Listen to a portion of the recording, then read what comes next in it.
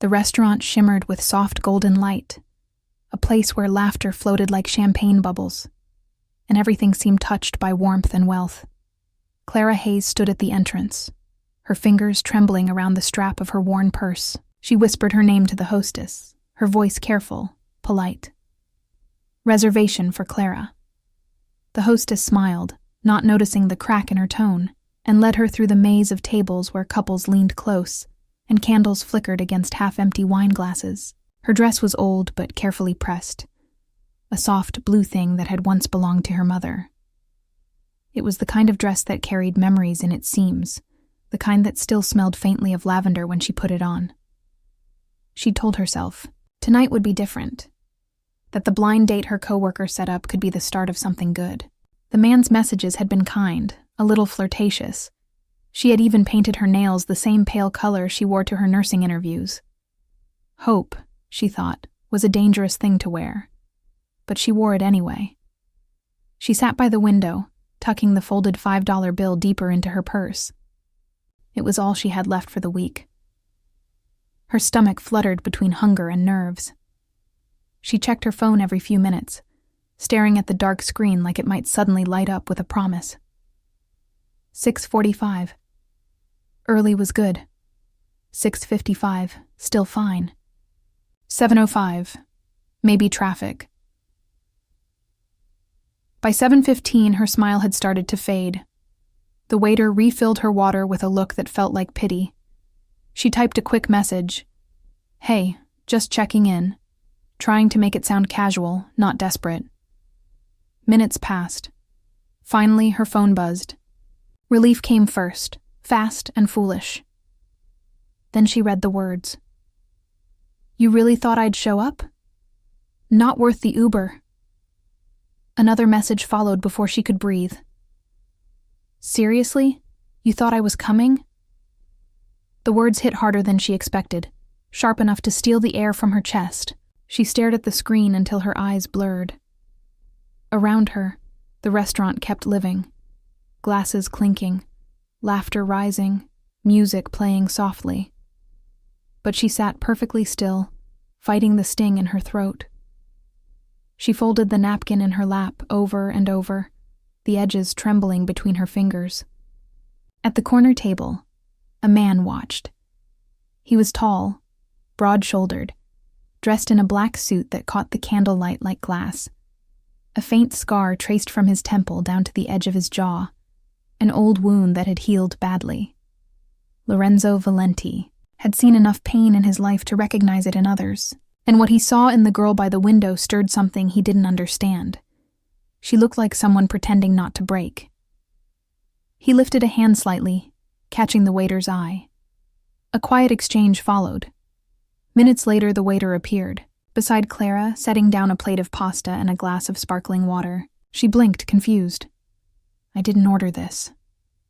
"It's been taken care of," the waiter said politely. Taken care of. Her heart sank. Was this another cruel joke?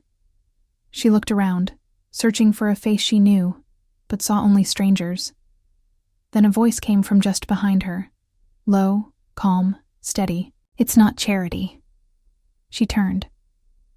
Lorenzo stood there, his expression unreadable, his dark eyes fixed on hers. "It's a reminder," he said quietly. "You deserve to eat." His tone wasn't mocking, not pitying, just certain, like it was a truth he refused to let her forget. She swallowed hard, unsure what to say. The room around them seemed to fade until it was only his voice and her heartbeat echoing in her chest. "Thank you," she whispered finally. He shook his head once. "You don't owe me anything. Not even a thank you." For a long moment, they just looked at each other. The broken girl and the man with a scar who shouldn't have cared. Then Lorenzo turned and walked back to his table, leaving her with the meal she hadn't asked for, and a warmth in her chest that confused her more than the humiliation ever had. Clara picked up her fork slowly. The first bite tasted like salt, and something almost like hope. And though she didn't know his name, she felt it, that her life had just changed, all because a stranger at the next table couldn't look away. The night air was colder than Clara expected when she stepped out of the restaurant, her hands tight around her purse, the soft blue fabric of her mother's dress clinging to her knees. She walked fast, head down, pretending the tears in her eyes were from the wind. The city lights blurred around her, the smell of rain mixing with exhaust and perfume. She told herself she wouldn't cry. Not for a man who didn't even show up. Not for a stranger's pity meal. Still her chest ached each step, heavier than the last. Behind her a black car idled its engine low, its headlights dimmed. She didn't notice at first, too lost in her thoughts when she finally glanced back. The shape of it sent a shiver through her. It followed for 2 blocks. Never slowing, her breath quickened. She cut across the street into the small alley that led toward her apartment stairs, wet and shining in the light of a flickering street lamp. The car stopped at the corner, and the silence grew thicker. Shadow moved at the mouth of the alley, the kind of movement that made instincts scream. She froze, her heart slamming in her chest. Then a voice came low, calm, familiar. "You shouldn't walk alone this late." Clara turned and saw him, Lorenzo Valenti, his coat open, his presence impossible to mistake. He leaned against the brick wall, his eyes following her every move. "You followed me," she said, her voice trembling but trying to sound brave. He didn't deny it. "I wanted to make sure you got home safe. The streets aren't kind tonight." The way he said it wasn't sweet or polite. It was a warning. His gaze flicked toward the dark end of the alley, then back to her. "Why do you care?" she asked. He studied her for a moment, then stepped closer enough for her to see the faint scar near his temple. Some people are worth noticing even when they don't want to be noticed. His words confused her, made her pulse stutter between fear and something she didn't want to name. A sound broke the moment. Footsteps fast and heavy from behind. 2 men appeared, rough faces, eyes sharp. One laughed when he saw her. "Looks like we picked the wrong shortcut." "Huh, sweetheart?" Lorenzo's body shifted instantly. No hesitation. His hand brushed the inside of his jacket, a small silent motion that made the men stop cold. He didn't pull anything out. He didn't have to, his presence alone was enough. "Leave," he said, his tone flat but carrying a weight that didn't belong to ordinary men. The first man sneered. "Who are you? Her boyfriend?" Lorenzo's eyes darkened. "No. I'm the man who'll bury you if you take another step." The threat was quiet, terrifying. "Real." The men muttered something under their breath, then backed away, disappearing into the night. Clara stood frozen, her breath shallow, her heart refusing to slow. She whispered, "What was that? Who are you really?" Lorenzo looked at her for a long time before answering. "Just someone who hates seeing good people." The silence that followed was heavy, but not empty. He walked her the rest of the way without speaking. When they reached the rusted stairs of her building, she turned to thank him, but he was already gone. Only the faint echo of his footsteps and the glimmer of headlights fading into the dark upstairs in her tiny apartment. Clara sat by the window, staring at the street below. The city felt bigger, lonelier, and somehow changed somewhere out there. The stranger with the scar was driving through the night, his phone ringing once before. A voice answered. "Boss, we found him waiting for your word." Lorenzo's eyes narrowed. "Not tonight," he said. "Not yet," as he drove into the dark. The image of the girl in the blue dress stayed with him.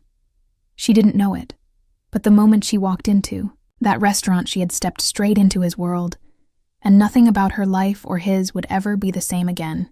Morning light spilled through the blinds, painting pale lines across Clara's small apartment. She hadn't slept much. Her mind kept returning to the man with the scar and the way danger seemed to follow him like a shadow.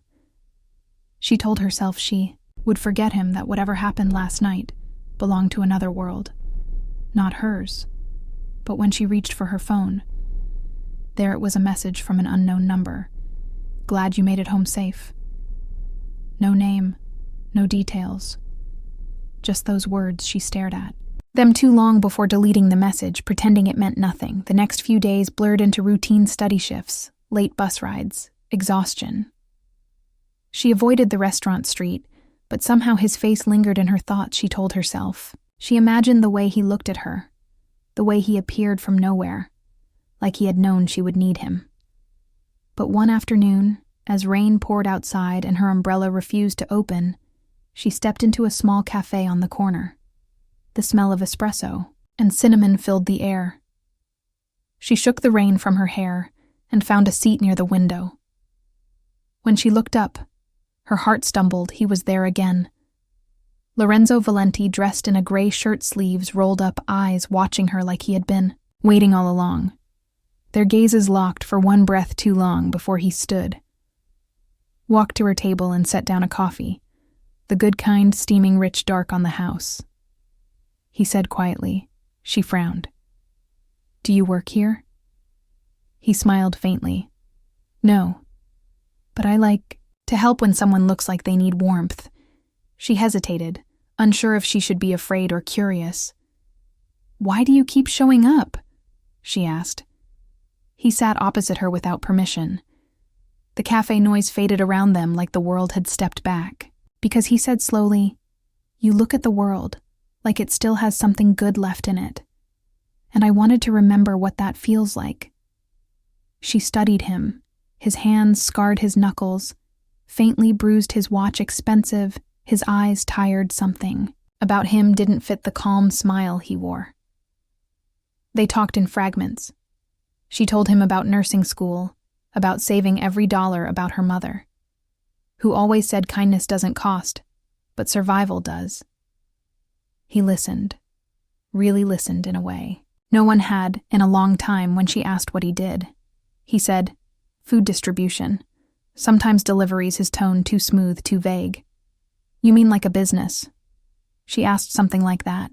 He answered and changed the subject with practiced ease. When? She laughed at one of his rare jokes. He looked startled, almost boyish, like laughter was something he had forgotten how to hear. By the time she finished her coffee, the rain had stopped outside. The sky was still gray but softer. She stood to leave. Thank you for the coffee, Lorenzo.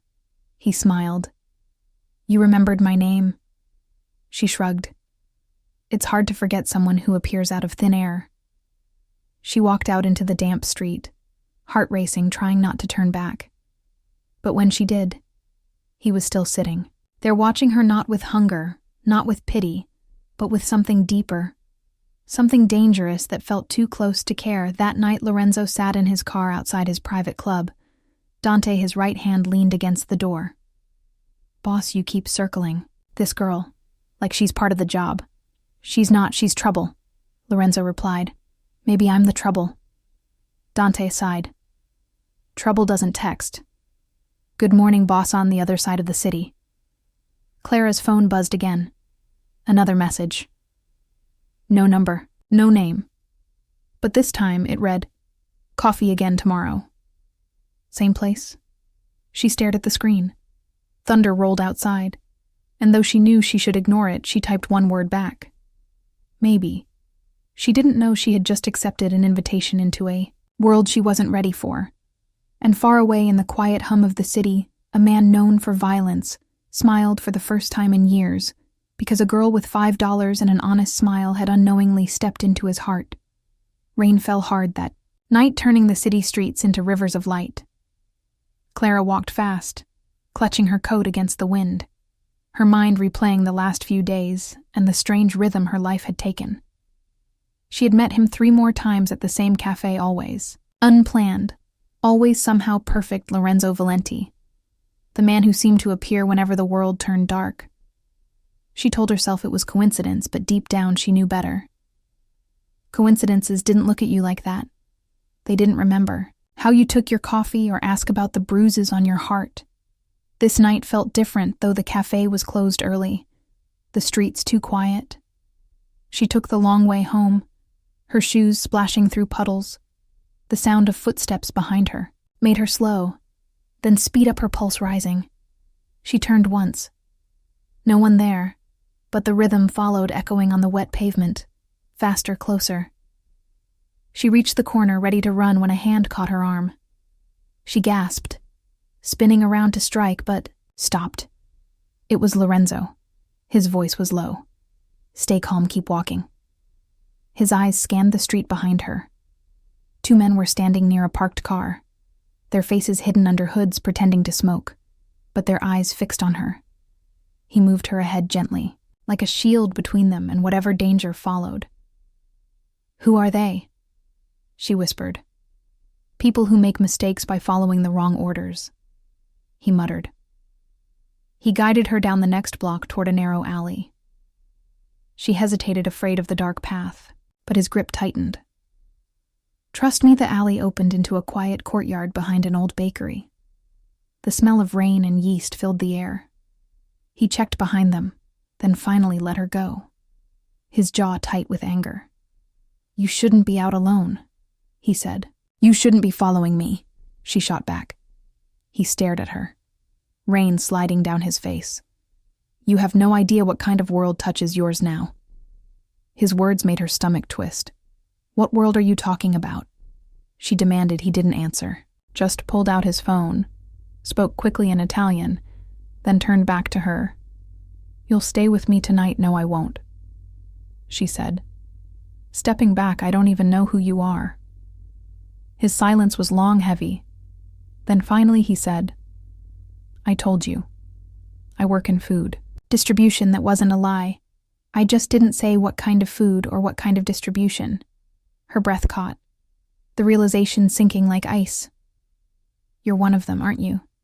The stories in the news, the whispers about the man who ran half the city's underworld." Lorenzo Valentish moved to run, but his hand hit the wall beside her, stopping her not to trap her but to shield her. As headlights swept across the courtyard, a black van pulled to a stop. The doors slid open. Armed men stepped out. Lorenzo's eyes flashed. "Stay behind me." She froze as he drew a weapon from his coat. The sound of gunfire cracked. The night glass shattered the air filled with smoke. He moved fast, precise, terrifying. She had never seen violence so quiet, so controlled.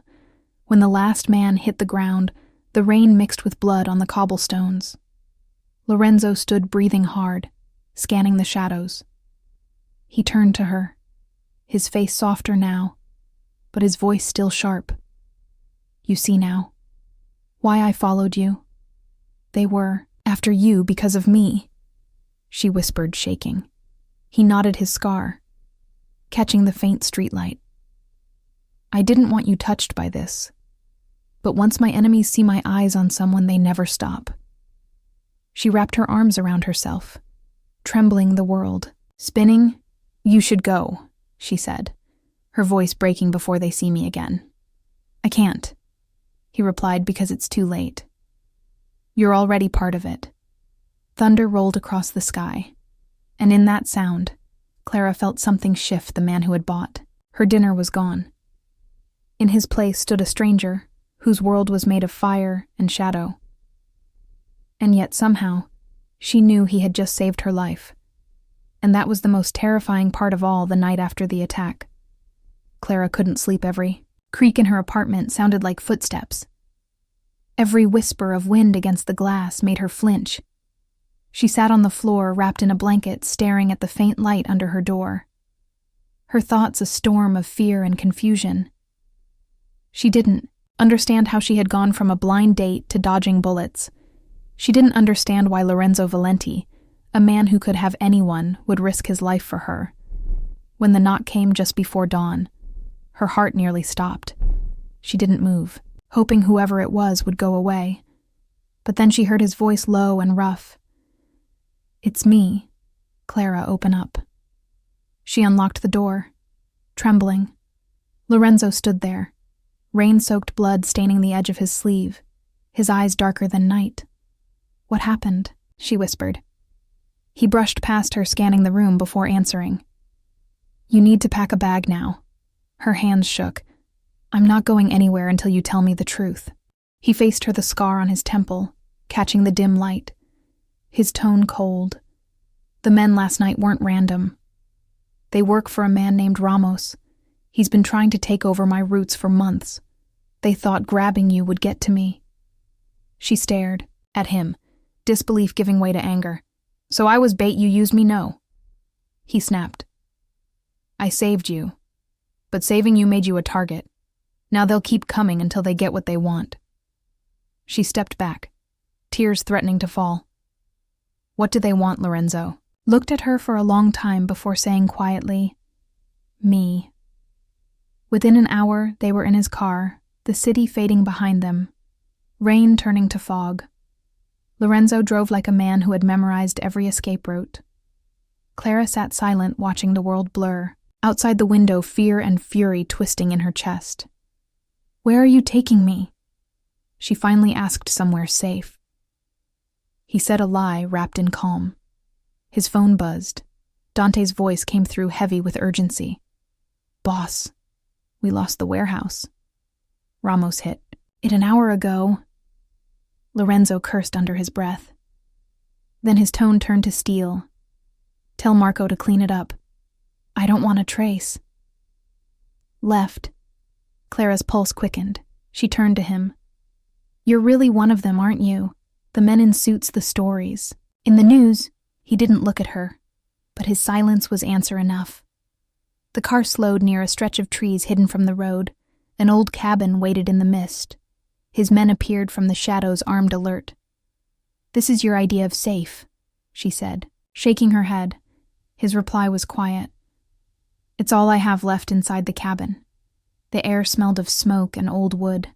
A fire burned in the hearth, though no one sat near it. Lorenzo took off his jacket, revealing the fresh wound along his arm. She gasped. You're bleeding. Sit down. Let me help. She found a towel, soaked it in warm water, and pressed it against the cut. He watched her hands work, gentle, steady, even as they trembled. You've done this before, he said softly.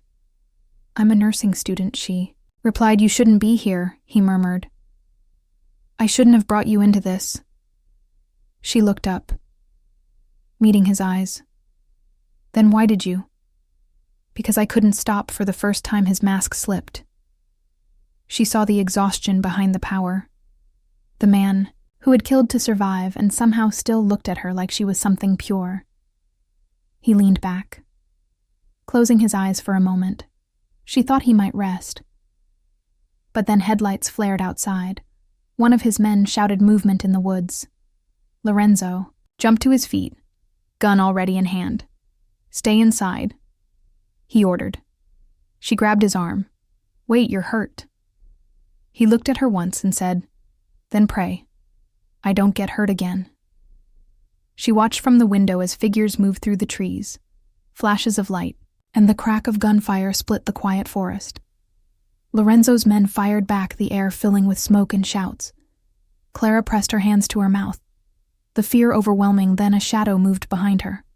Someone was inside before she could scream. A hand clamped over her mouth. A voice hissed, Quiet, girl, and you might live the next second. The man was gone, yanked backward by Lorenzo, who slammed him into the wall, rage burning in his eyes. He didn't hesitate. One strike ended it. Blood splattered. Across the floor, Clara fell to her knees, trembling.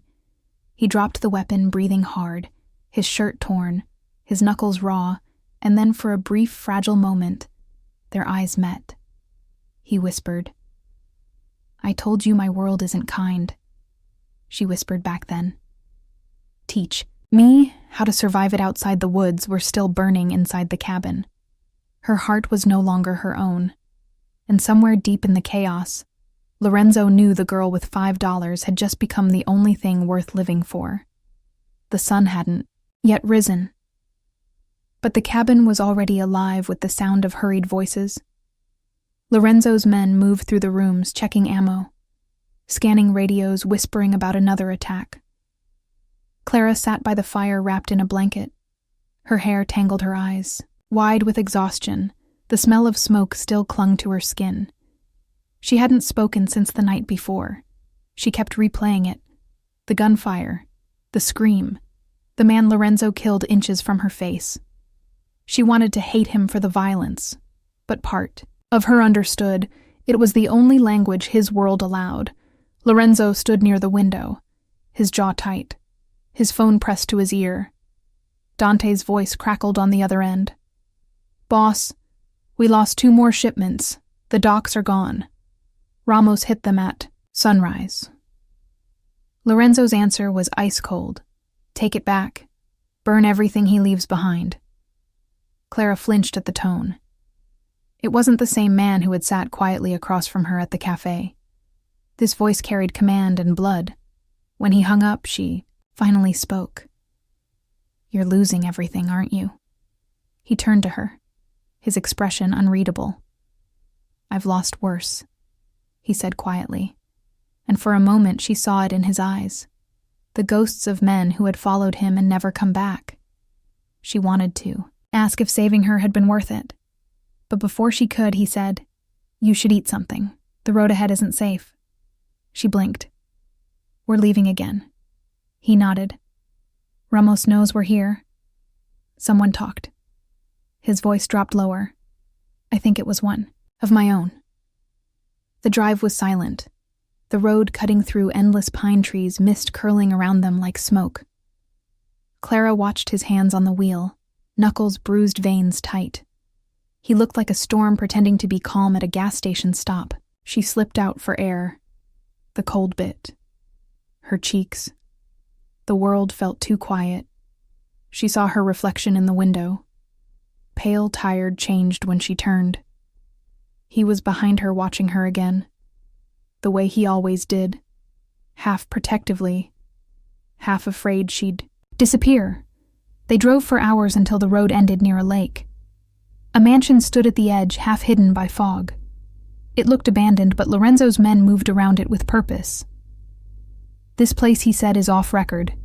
Not even Ramos knows it exists." Clara followed him inside. The rooms were cold, dusted, but safe. It didn't feel like a home. It felt like a bunker. She tried to find a sense of control, maybe by cooking, maybe by cleaning. But everything about this world seemed designed to remind her she didn't belong. That night thunder rolled over the lake. She found Lorenzo on the balcony staring out at the dark water. Lightning flashed across his face. He looked like a man made of stone. She stepped closer. "You never sleep, do you?" He gave a tired smile. "Sleep makes me slow." She leaned against the railing beside him, her voice low. "What happens when it's over? When Ramos is gone?" He didn't answer right away, then said, "Maybe I'll finally stop running." She turned to him. "You could have walked away from all this long ago." His voice came out rough. "I tried once, it cost me my brother." The air between them shifted. His pain hung there raw and unguarded. She reached out her fingers, brushing his hand. He didn't move, didn't pull away. The storm raged louder behind them for a moment. Neither spoke, then his phone rang. Breaking the fragile peace, he answered, and his face went pale. Dante's voice came through heavy. "They took one of our men, boss. He talked before they killed him." He told Ramos about the girl. Lorenzo's hand tightened around the phone. His voice turned to steel.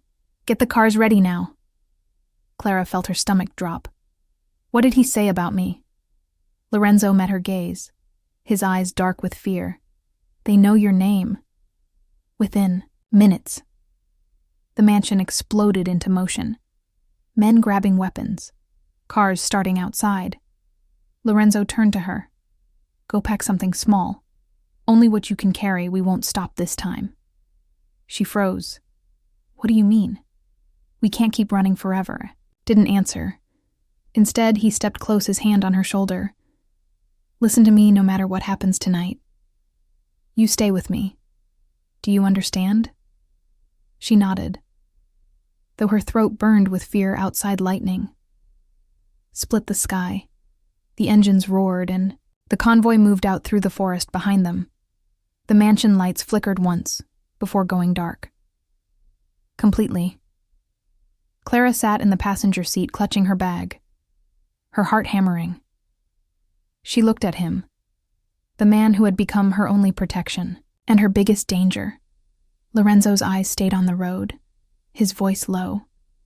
This ends tonight, in the distance over the thunder. Another explosion echoed faint but real. Clara turned in her seat as the horizon behind them lit up with orange fire. "The mansion burning to ashes," she whispered. "What have you done?" Lorenzo's voice barely carried over the storm. "I destroyed every place they could find you. Now it's just us against all of them." She wanted to scream, to cry, but all she could do was stare at him, the man who had turned her simple life into a war, and the terrifying truth that somewhere deep inside, she no longer wanted to be anywhere else. The night stretched long and silent as the car wound deeper into the mountains, the world outside. The windows nothing but fog and rain. Clara sat in the passenger seat, her hands gripping the seat belt, her thoughts spiraling. Lorenzo had said nothing for hours. Only the low growl of the engine filled the air. She wanted to ask where they were going, but the tension in his shoulders told her not to. He looked different tonight, colder, sharper, like every piece of warmth had been burned out of him. They reached a hidden estate surrounded by pine trees and steel gates. Lorenzo's men opened the entrance without a word. The headlights cut through the mist, revealing a massive house built of stone and glass. It looked like a fortress when they stepped inside. The air smelled of gun oil and smoke. Not a home, but a war room. Men filled the space, checking weapons, scanning maps, their faces hard with loyalty and fear. Clara felt her chest tighten. She didn't belong here. She didn't belong anywhere. Lorenzo moved to a long table covered with blueprints, his voice steady. "Ramos is planning something bigger than before. He's not just after me, he wants to take the entire network." His men hesitated. "Boss, he's recruiting soldiers from the east. They'll be here by dawn." Lorenzo's hand clenched into a fist. "Then we end it before dawn." Clara stepped closer, her voice trembling. "End it how? By killing him?" He looked up at her, his eyes dark and unreadable, by making sure he never breathes. "My name again." Later, when the others were gone, she followed him to the balcony. The wind howled around them. She tried to speak, but he beat her to it. "I can't promise you safety, Clara. I can only promise I'll die. Trying."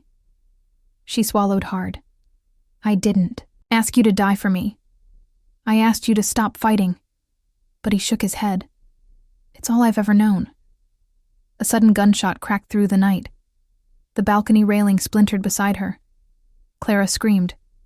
Lorenzo grabbed her, pulling her down. Shots echoed through the halls. Chaos erupted below, his men shouting intruders.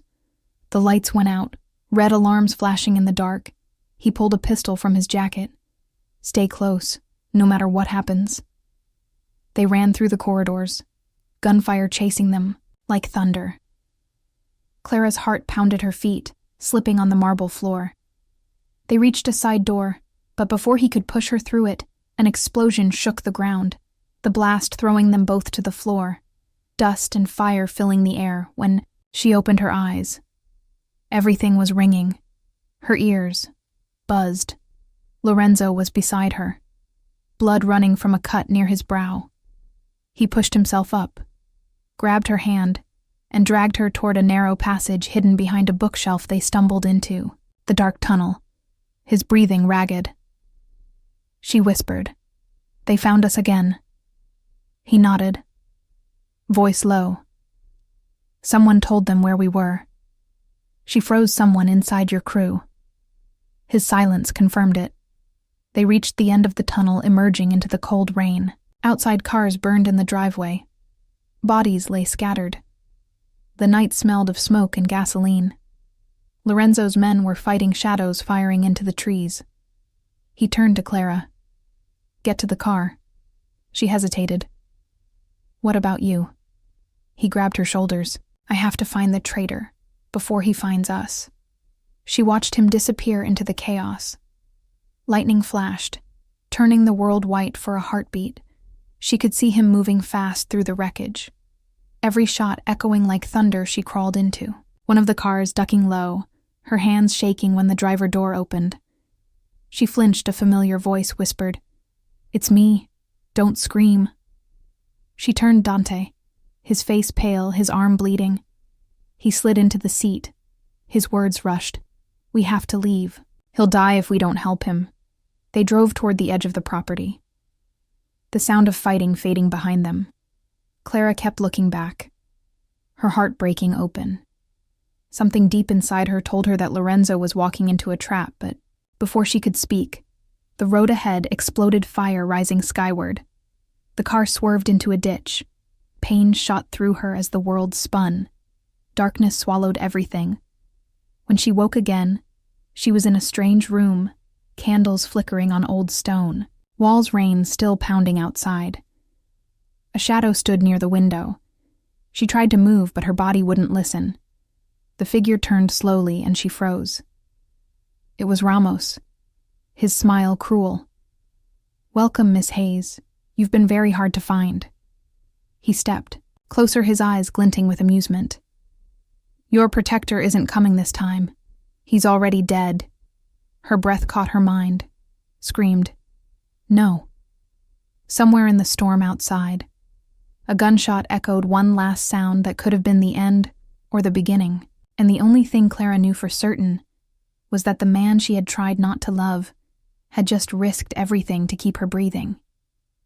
The storm raged outside the old mansion, the rain slamming against the windows like it was trying to get in. Clara sat tied to a chair, her wrists raw, her heartbeat shaking her whole body. Ramos paced the floor in front of her, a glass of wine in his hand. He looked too calm, too clean for a man who had just burned half a city to find her. He smiled, the kind of smile that made her want to disappear. "You have no idea how much trouble you've caused me," he said slowly. "You cost me men money and one very dangerous enemy." She glared at him, her voice trembling. "If you hurt him, I swear." Ramos laughed. "If I hurt him, he's already dead, sweetheart. Men like Lorenzo die the second they care about someone." He leaned close, his breath cold against her ear. "He wasn't supposed to care about you. He was supposed to bury you." His words sliced through her, but she shook her head, refusing to believe it. "He's not like you." Ramos smiled again. "No, he's worse." Outside, lightning flashed. The sound of engines roared through the storm. Ramos turned toward the window, his face tightening. One of his guards ran in panic. In his eyes, "Boss, it's him, he's alive." Ramos's glass shattered against the floor. Clara's breath caught as the front gates exploded, the sound ripping through the house. The walls shook, the power went out, and the mansion plunged into darkness. Gunfire tore through the silence. Men shouted orders, and the smell of smoke filled the air. Clara twisted her wrists against the rope until blood slicked her hands. She had to move. She had to get free. Every second was another bullet closer. She managed to slip one hand loose just as a shadow moved in the hallway. Heavy boots approaching. Slow, deliberate. Ramos turned his head toward the door, his gun raised, waiting. The door blew open in a flash of light, and there he was, Lorenzo Valenti, soaked in rain, blood on his sleeve, eyes burning like fire through smoke. He stepped into the room, calm, deadly. The man everyone feared, the one they called the Ghost Ramos, laughed low and cruel. "You should have stayed dead." Lorenzo's voice was quiet, colder than she'd ever heard it. "You should have run when you had the chance." They moved like predators, circling each other, the storm outside matching the fury between them. Bullets shattered glass. The chandelier crashed to the floor. Clara ducked behind the chair as chaos swallowed the room. Lorenzo took out 2 guards without looking. His movements fast, precise, terrifying, but Ramos was quick too. He fired a shot that grazed Lorenzo's side. He stumbled but didn't fall. Their eyes locked across the wreckage. Ramos smirked. You think saving her makes you clean? It makes you weak. Lorenzo stepped forward. Each word sharp as a knife, maybe. But weakness is what makes men human. That split second, Clara saw Ramos aim again without thinking. She lunged, forward, grabbing the gun from the fallen guard beside her. She fired once, the sound deafening. Ramos staggered back, the bullet grazing his shoulder. He screamed, turning toward her, his rage blinding. But Lorenzo was faster. He struck him hard, sending. The weapon flying, both men crashed into the table. The candles tipped, flames spreading fast, the air thick with smoke. Clara ran to him, pulling at his arm. We have to go now. He didn't move, his gun aimed at Ramos, who crawled toward the door. His voice, barely a whisper, he's done. Lorenzo, leave him. She begged, please, before it's too late. The ceiling cracked above them, sparks raining down for a long moment. He didn't move. Then slowly he lowered the gun, his eyes never leaving. Ramos, tell everyone what mercy looks like, he said coldly. Then pulled Clara to her feet. They ran through the burning hallway, smoke choking the air, explosions tearing through the mansion. The front door burst open and they stumbled into the rain. Lorenzo's men rushed forward, covering them as the house collapsed behind them, fire lighting up the sky. Clara turned, watching the flames rise, her body shaking. You came for me, she whispered. He looked at her. Rain mixing with blood on his face always. They drove through, the night silent, the world behind them still burning. Lorenzo's wound bled through his shirt, his skin pale. She tried to stop the bleeding, pressing her hands against the wound, but he caught her wrist, his grip weak but steady. Not yet, he muttered. We're not safe yet. Headlights glowed in the distance. A second convoy approaching, his men tensed, their weapons raised. When the first car stopped, the door opened and a man stepped out. It was Dante, a live, battered but breathing boss. We did it. He said Ramos is finished. Lorenzo's eyes flickered with relief, then closed as he collapsed forward. Clara screamed his name, the rain washing blood from her hands as she held him against her chest. His pulse faint, but still there. The convoy sped away, toward the horizon, leaving the fire behind. And for the first time since this nightmare began, Clara realized the truth. Love and survival were no longer separate things in Lorenzo's world. They were the same. And as dawn broke through the clouds, she whispered against his ear, "Don't die, not after everything we survived together." The first light of dawn broke through the clouds, painting the wet asphalt in shades of silver. The convoy sped down the mountain road, tires slicing through puddles. Clara held Lorenzo in her lap, his blood soaking through her clothes, his breath shallow, his skin cold. She kept whispering his name over and over, afraid that if she stopped, he would slip away. Dante drove with both hands tight on the wheel, his jaw locked, his eyes flicking between the road and the rearview mirror. "We can't. Take him to a hospital," Clara said, panic laced in her voice. "He needs real help. He won't make it without it." Dante's voice was flat. "Hospitals ask questions, and questions get people killed." His words made her chest tighten. "What are we supposed to do?" "Let him die," she snapped. Dante didn't answer, but his silence said enough. They turned off the main road into a narrow path surrounded by pine trees. The smell of earth and rain filled the car ahead. A small cabin came into view, hidden between the hills. Dante stopped the car and yelled for the others to help. 2 men carried Lorenzo inside. Clara followed, pressing her shaking hands against his wound as they laid him on a wooden table. His eyes fluttered open for a second, and he looked at her, a faint smirk touching his lips. "You still here?" She nodded, tears spilling down her cheeks. Always the men moved quickly, lighting lanterns, clearing space. The room filled with low voices and the metallic scent of blood. Dante handed Clara a small case, bandages, gauze, disinfectant. "You said you were a nursing student." he muttered. Do something. She froze for a moment, her mind spinning, then focused her trembling fingers cutting away the shredded fabric of Lorenzo's shirt she pressed, the cloth to his wound, whispering, "Stay with me. Please stay with me." His breathing hitched, his body tensing in pain. She cleaned the cut, stitched it with shaking hands. Every pull of the thread felt like she was sewing his soul back together hours. Past outside, the storm faded into silence. Clara finally leaned back, exhaustion washing over her. His pulse was weak, but steady. She brushed a strand of hair from his forehead and whispered, "You're not allowed to leave me. Not now. Not after everything." When he woke the next evening, the room was dim, the air heavy with smoke from the fire. She sat beside him, her head resting against the table. His voice was a whisper. "You should have run." She lifted her head, tears in her eyes, "and leave you here to die not a chance." He stared at her for a long time, his expression unreadable. Then he said quietly, "Ramos is gone, but the war isn't." She frowned. "You mean his men?" He nodded. "They'll come for revenge the next day. They buried Ramos's remaining." Soldiers in the woods, the men moved like ghosts, silent, efficient. Lorenzo watched from the porch, his face pale but his eyes alive again.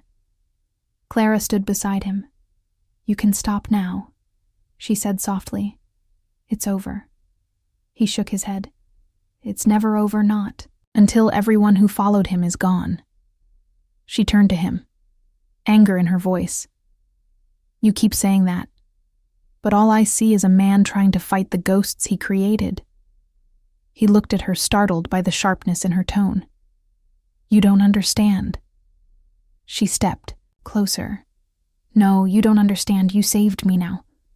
Let someone save you." His silence said what? His pride wouldn't. His hand trembled slightly when she touched it, her fingers tracing the scar near his temple. She whispered, "I don't care about the empire. I care about the man who showed up when no one else did." He looked down, his voice low. "I don't deserve that." She smiled faintly. "Maybe not, but you're getting it anyway." Night fell again, and with it came a new sound, engines in the distance. Lorenzo's men froze guns, raised Clara's breath, caught headlights flashed through the trees, too many to count. Dante cursed under his breath. "They found us." Lorenzo's body went rigid. He reached for his weapon, but Clara caught his arm. "Don't do this. You can't fight them all." He looked at her, his eyes steady, and said, "Then we die together." The first gunshots tore through the quiet night. Glass-shattered bullets sparked against stone. Lorenzo's men fired back. The cabin shook from the force. Clara dragged him behind the overturned table as splinters rained around them. His hand covered hers. "Hold on," he said, his voice rough. She nodded, her heart racing. Then through the smoke, a familiar voice shouted, "Stop!" The gunfire paused. A shadow stepped through the doorway. Dante aimed his gun, but froze. "Boss, it's her." Clara looked up, confused. A woman entered, dressed in black, her face hidden beneath a hood. Lorenzo's eyes widened, recognition flashing across his face. Sophia, the name, left, his lips like a ghost. The woman lowered her hood, revealing striking dark eyes and a cruel smile. "I told you, Lorenzo. You can't kill the past. It always finds you." Clara felt the air leave her lungs. She looked between them. "Who is she, Lorenzo's?" Answer came like thunder. "My wife." Everything inside. Clara shattered the walls, the noise. The gunfire all faded until only his words remained. His wife standing before them, alive and armed. The truth hitting harder than any bullet. And in that moment, Clara realized the war she feared wasn't over. It had only just begun. The silence after his words felt like an explosion. Clara's heart stopped, her mind unable to understand what she had just heard. His wife, the woman standing in the doorway, was real flesh and blood with a face cold as stone, and eyes that looked at Clara like she was nothing more than a stain. Sofia Valenti stepped forward, her boots clicking against the wooden floor. Men behind her lowered their weapons but stayed. Close. She tilted her head, studying Clara. So this is the girl you nearly died for, Lorenzo. She said, her tone smooth and venomous. He didn't answer. Clara stepped back, her voice shaking. Your wife? You said she was gone. Lorenzo's jaw tightened. Thought she was. She faked her death. Clara turned to him, her voice breaking. You lied to me. Sofia laughed. He didn't lie. Sweetheart, he just believed what I wanted him to. I had to vanish to make him dangerous. Her smile vanished, replaced by steel. And now he's gone soft because of you. The air thickened. Lorenzo stepped forward, his voice low. What do you want, Sofia? His name on her lips was like poison. I want back what's mine. The empire. The name. The power. And I want her gone. Clara's stomach turned as Sofia's men raised their guns. No one moved. The fire crackled behind them.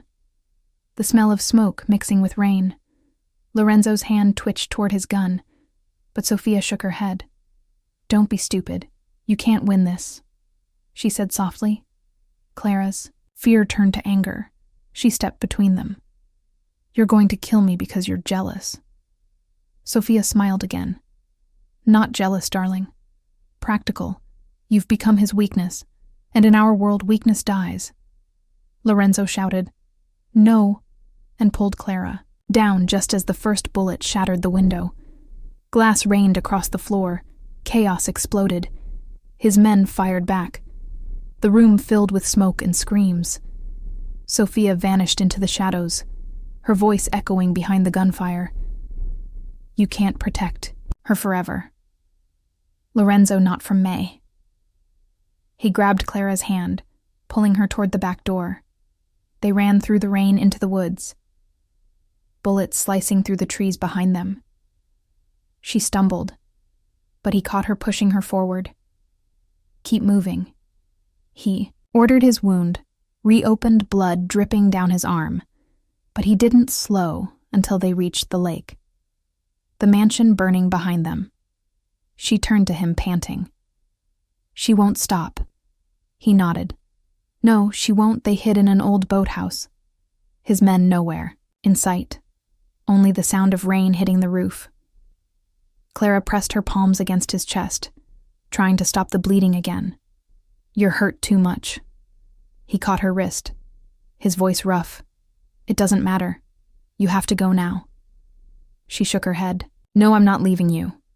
He looked at her, and for a moment, the fire in his eyes faded, replaced by something human, something raw. You don't understand. If she finds us both, we die. But if she only finds me, she'll stop. He pulled a small envelope from his pocket, pressing it into her hands. This has everything you need.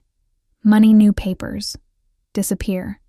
Clara, tears streamed down her face. You can't ask me to do this. Not after everything we've been through. He cupped her face, his touch trembling. You changed me, he whispered.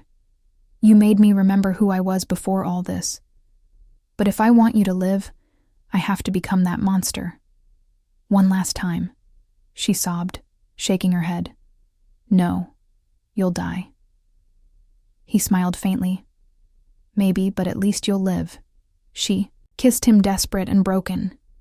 Their tears mixed with the rain. He pulled away gently. Go now, don't look back.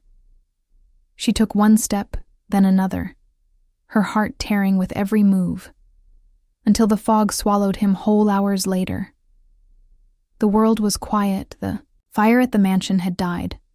Sofia stood at the edge of the lake, her men behind her. She watched the boathouse across the water where a single light flickered. She raised her gun, ready to end it. The door opened. Lorenzo stepped out, soaked in blood, his eyes empty of fear. Sofia lowered her weapon for a moment. Shocked, he walked toward her through the mud. Each step, slow, Deliberate? She whispered. You wouldn't. He smiled, cold and final. I already have. A second later, the ground beneath her exploded. He had wired the entire shoreline. The blast lit the sky like sunrise. The shockwave threw everything into the air. Sophia's scream vanished in the roar of fire when the smoke cleared. Only ashes remained days later. Clara sat in a small cafe in a distant coastal town. Her hair tied back, her hands still trembling. She wore a new name now. The envelope he gave her had saved her. She opened the small leather wallet. Inside was a photograph burnt at the edges of her and Lorenzo from the cafe. Where it all began, she traced his face with her thumb, whispering, I kept my promise, I lived. Outside, the bell above the door rang. A man in a dark coat stepped inside. His face hidden beneath the hood. He ordered coffee. His voice, deep, quiet, familiar.